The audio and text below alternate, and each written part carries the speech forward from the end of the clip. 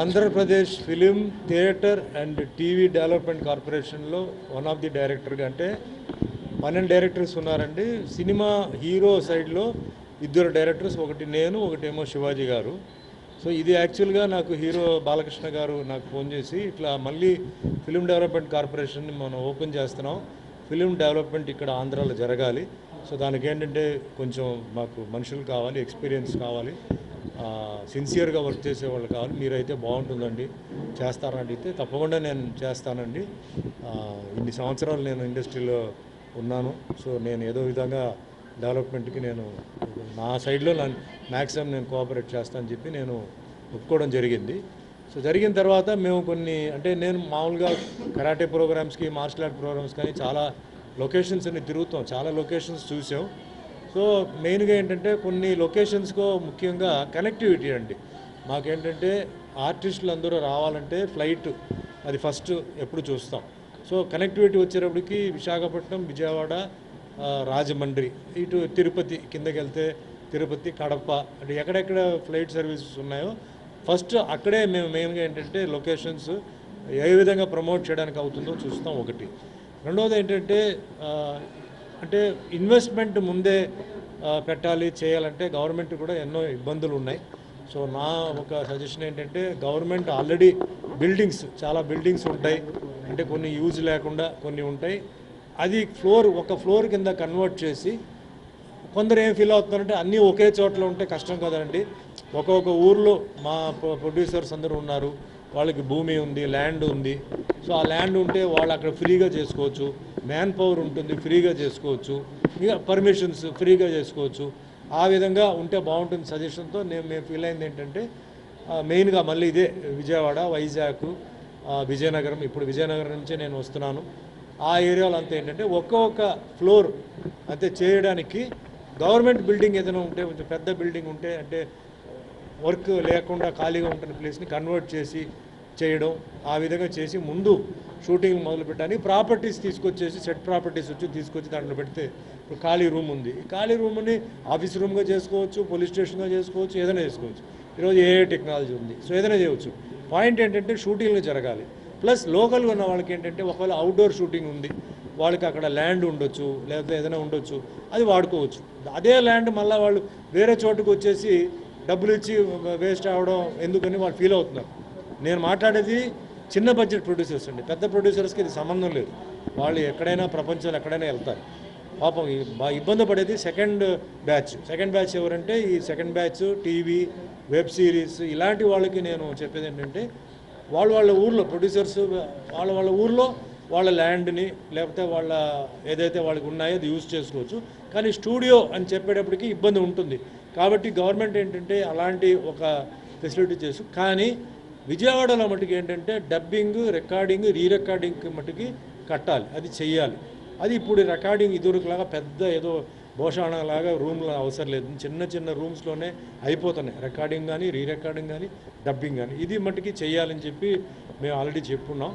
అదే మాదిరిగా east west Godavari అంటే గోదావరి సైడు ఆ పక్కనే రాజమండ్రి, రంపచోడవరం ఫారెస్ట్ ఏరియా, ఆ ఏరియాలో కూడా కొన్ని షూటింగ్స్కి యూజ్ అయ్యేలాగా.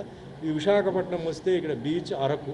అయితే నా రిక్వెస్ట్ ఏంటంటే అరకుని ఇప్పుడు తమిళనాడులో ఏదైతే ఊటీ, మీకు అందరికీ తెలుసు ఊటీ ఉంది, సో ఊటీలాగా తయారు చేస్తే అంటే హార్టికల్చరల్ గార్డెన్, ఎందుకంటే అరకులో ఓన్లీ సీజన్లోనే ఫ్లవర్స్ వస్తాయి, మిగిలిన టైంలో ఫ్లవర్స్ లేవు.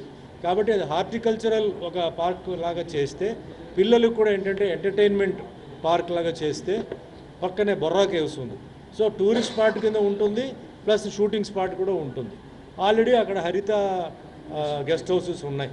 సో ఇంకా కొంచెం డెవలప్ చేస్తే చిన్న బడ్జెట్ వాళ్ళు పెద్ద లగ్జరీ ఏమి ఎక్స్పెక్ట్ చేయరండి, వాళ్ళు వచ్చి అక్కడ ఉండి షూటింగ్ చేసేలాగా ప్లాన్ చేసుకోవచ్చు. అట్లా ఇక్కడ కింద విశాఖపట్నం వస్తే ఆల్రెడీ రామానాయుడు గారిది స్టూడియో ఉంది కాబట్టి ఇక్కడ మళ్ళీ స్టూడియో అన్నది అవసరం లేదు, వేరే వాళ్ళది కూడా ఉన్నాయి. వేరే గవర్నమెంట్ లొకేషన్స్ అన్నీ ఫ్రీగా ఇస్తే పాపం ఆ చిన్న ప్రొడ్యూసర్స్ వాళ్ళు కొంచెం షూటింగ్స్ చేసుకోవచ్చు. మెయిన్గా షూటింగ్ జరిగేటప్పుడు చాలా ఇబ్బంది ఏంటంటే కొందరు వచ్చేసి డబ్బులు గుంజడం, మా 10,000, 20,000, దానివల్ల చాలామంది ఇక్కడ రావడానికి భయపడుతున్నారండి. అది ముందు అది ఆగాలి. వాళ్ళు ప్రశాంతంగా వచ్చి వాళ్ళ పాపం ఏదో కింద మీద పడి ప్యాషన్తో సినిమా తీస్తున్నారు. ఆ డబ్బు వాళ్ళు ఏంటంటే ఇట్లా ఎక్స్ట్రాక్షన్లో పెడితే వాళ్ళు ఇంకేం ఖర్చు పెడతారండి.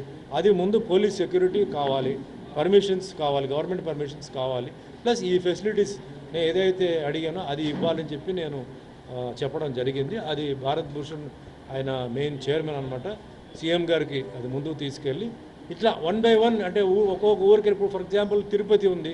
తిరుపతిలో ఏంటంటే తలకోన ఫారెస్ట్ ఉంది. సో అక్కడ కొన్ని గెస్ట్ హౌస్లు ఉన్నాయి, అన్నీ ఉన్నాయి. గవర్నమెంట్ది కూడా గెస్ట్ హౌస్ వస్తే కొంచెం అక్కడ బాగుంటుంది. చెన్నైకి దగ్గరలో ఉంది, రావడం పోవడం 3 hours జర్నీ అనమాట. అట్లానే అన్నీ చూస్తున్నాను. అంటే ఎక్కడెక్కడ దగ్గర అంటే ఫెసిలిటీస్ ఉంటుంది. సెకండ్ అంటే స్మాల్ ప్రొడ్యూసర్స్కి ఫ్రీగా ఉంటుంది, ఇబ్బంది లేకుండా చేసుకోవచ్చు. అదే వాళ్ళ ఊర్లో కూడా షూటింగ్ చేయగలిగే కెపాసిటీ ఇస్తూ అక్కడ ఏదైనా ఒక చిన్న ఫ్లోర్ లాంటిది పెడితే అంటే ఖాళీ రూమ్ ఉంటే అది సెట్ కింద మార్చుకోవడానికి మేకప్ రూమ్స్ కొంచెం అట్లా ఆ విధంగా చేయాలని చేస్తున్నానండి. సో నా శాయశక్తి మీద అంటే తెలంగాణలో నేను అక్కడ ఉన్నాను, అక్కడ షూటింగ్లో ఆగిపోవాలి అట్లా ఏం చెప్పట్లేదు. అక్కడ షూటింగ్ జరగాలి, ఇక్కడ జరగాలి, అక్కడ వాళ్ళు ఇక్కడికి రావాలి, ఇక్కడ వాళ్ళు అక్కడికి వెళ్ళాలి. అక్కడ ఫెసిలిటీస్ ఏదైతే వాళ్ళు ఎఫోర్డ్ చేయగలుగుతారు అక్కడ చేసుకోవచ్చు, లేని వాళ్ళు ఇక్కడ చేసుకోవచ్చు. మొత్తానికి తెలుగు ఫిలిం ప్రొడక్షన్ అనేది తెలుగు సినిమాలు బాగా డెవలప్ అవ్వాలి, బాగా ప్రొడక్షన్లో బాగా ముందుకెళ్ళాలి. తర్వాత అదే మాదిరిగా థియేటర్స్ దొరకడం చాలా ఇబ్బంది అయిపోతుంది, మీ అందరికీ తెలుసు. ఇది ప్రతి ప్రెస్ మీట్లో మాట్లాడుతున్నాం. సో చిన్న ప్రొడ్యూసర్స్కి ఏంటంటే థియేటర్లు దొరకాలి, ఈజీగా కొంచెం థియేటర్లు దొరకాలి. సినిమా ఆడుతుందో పోతుందో అది వేరే విషయం, కానీ చాలా సినిమాలు థియేటర్ లేక సినిమాలు అలాగే డబ్బాలే ఉన్నాయి ఇంకా. సో వాళ్ళకి ఒక లైఫ్ ఇచ్చి వాళ్ళ అదృష్టం ఆడితే ఆడుతుంది, పోతే పోతుంది. సో థియేటర్లు వచ్చేలాగా చేసి చిన్న చిన్న థియేటర్స్ కూడా ఏంటంటే బస్ స్టాండ్ దగ్గర, రైల్వే స్టేషన్ దగ్గర ఓ 200 కెపాసిటీ అంటే ఏదైనా పాత మన గవర్నమెంట్ బిల్డింగ్ ఉంటే పైన 200 కెపాసిటీకి తక్కువ రేటుకి 150 రూపీస్ టికెట్ లేకపోతే 100 రూపీస్ టికెట్కి ఆ విధంగా థియేటర్ పెట్టి పగల్ మార్నింగ్ టైం షో కాకుండా మధ్యాహ్నం ఈవినింగ్ నైట్ పెట్టి మార్నింగ్ వచ్చేసి అదే హాల్ని ఏదైనా ఫంక్షన్కి, ఒక పెళ్ళికో ఒక ఫంక్షన్కో ఒక మీటింగ్కో ఇచ్చేలాగా అంటే వాళ్ళ ఆదాయం వచ్చేలాగా ఆ విధంగా చేస్తే బాగుంటుంది. ఫ్లోటింగ్ పాపులేషన్ ఉంది కాబట్టి బస్ స్టాండ్, రైల్వే స్టేషన్స్ ఈ ఏరియా అంటే ఎక్కడైతే ఫ్లోటింగ్ ఉందో ఆ ఏరియాలో గవర్నమెంట్ బిల్డింగ్స్ ఎక్కడైతే ఉన్నాయో దాని దగ్గరలో పార్కింగ్ ఫెసిలిటీ ఉన్న ప్లేస్లో చిన్న థియేటర్స్ ఓపెన్ చేస్తే పాపం ఆ చిన్న ప్రొడ్యూసర్స్కి అక్కడైనా సినిమా రిలీజ్ చేయడానికి గవర్నమెంట్ కంట్రోల్ మీద ఆ థియేటర్స్ ఉండాలి, వాళ్ళు చూసుకోవాలి, వాళ్ళు చేయాలి. ఆ విధంగా చిన్న నిర్మాతలు, ఎందుకంటే నేను ఎదిగింది చిన్న ప్రొడ్యూసర్ చిన్న డైరెక్టర్స్తో, పెద్ద ప్రొడ్యూసర్స్ పెద్ద డైరెక్టర్స్తో నేను పొజిషన్ రాలా. ఈరోజు 48 సంవత్సరాలు అయిపోయింది. తెలుగులో 100 సినిమాలు హీరోగా యాక్ట్ చేశాను. మొత్తం అన్ని భాషలు కలిపితే 1000 సినిమాలు దాడుతున్నాను. ఇది 48వ సంవత్సరం. సో నేను చిన్న నిర్మాతలు చిన్న దర్శకులను ఎప్పుడు మర్చిపోను, అలాగే పెద్దవాళ్ళు కూడా నేను మర్చిపోను. కానీ ఎక్కువ వాళ్ళతో చేయడంతో నాకు వాళ్ళ ఇబ్బంది, వాళ్ళ ప్రాబ్లమ్స్ నాకు తెలుసు. నాకు సో వాళ్ళందరూ బాగుండాలి.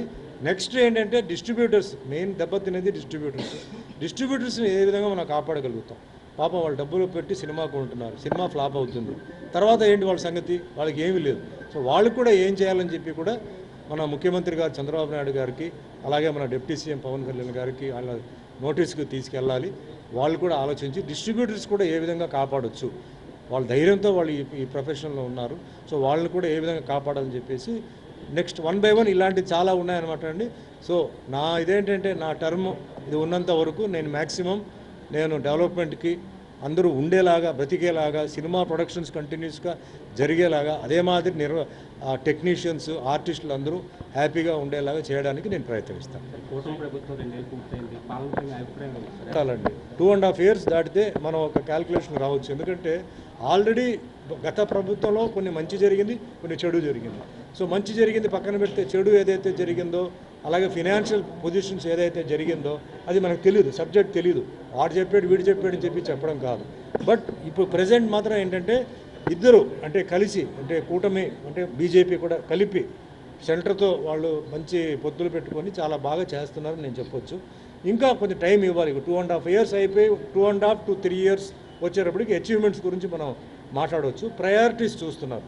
అంటే ముఖ్యంగా ఇక్కడ ప్రయారిటీ చూడాల్సింది పేదవాళ్ళకి, అంటే రోటీ కపడావర్ మకాన్, ఇల్లు చాలామందికి ఇప్పుడు లేదు, ఇంకా గుడిసెల్లో ఇంకా ఉన్నారు. సో ముందు వాళ్ళకి ఇల్లు రావాలి. ఇల్లు వచ్చిన తర్వాత నెక్స్ట్ ఎంప్లాయ్మెంట్ రావాలి. అంటే ఎవరికైతే ఎడ్యుకేషన్ ఉందో, ఎడ్యుకేషన్ లేకుండా చాలామంది డిగ్రీలు సంపాదిస్తున్నారండి, కాలేజీకి వెళ్తున్నారు, తల్లిదండ్రులు కష్టపడి పిల్లల్ని చదివిస్తున్నారు. ఉద్యోగం ఎక్కడ ఉంది? ఉద్యోగం కావాలి, ఎంప్లాయ్మెంట్. ఇల్లు తర్వాత ఈ ఎంప్లాయ్మెంట్ కావాలి. ఎంప్లాయ్మెంట్ తర్వాత కావాల్సింది ఏంటంటే ఫుడ్. సో గవర్నమెంట్ సైడ్ నుంచి కూడా ఈ క్యాంటీన్స్ ఇలాంటి అంటే నార్మల్ రేటుకి జరుగుతున్నాయి. ఇంకా బాగా క్వాలిటీతో, ఇంకా మంచి రేటుతో, అంటే రీజనబుల్ రేటుకి ఇచ్చే వాళ్ళని కాపాడి, దాని తర్వాత వచ్చేసి మెడికేషన్. అంటే ఈరోజు చాలామందికి మెయిన్ ప్రాబ్లం వచ్చేసి BP, sugar. So BP, sugar ఇది దీనివల్ల చాలామంది చనిపోతున్నారు. చాలామందికి తెలియదు ఆ సీరియస్నెస్ గురించి. షుగర్ అనేది చాలా సైలెంట్ కిల్లర్ అండి. అది లాస్ట్ వరకు బయట పడకుండా లాస్ట్లో పడిపోయి స్ట్రోక్ ఇచ్చి మనిషి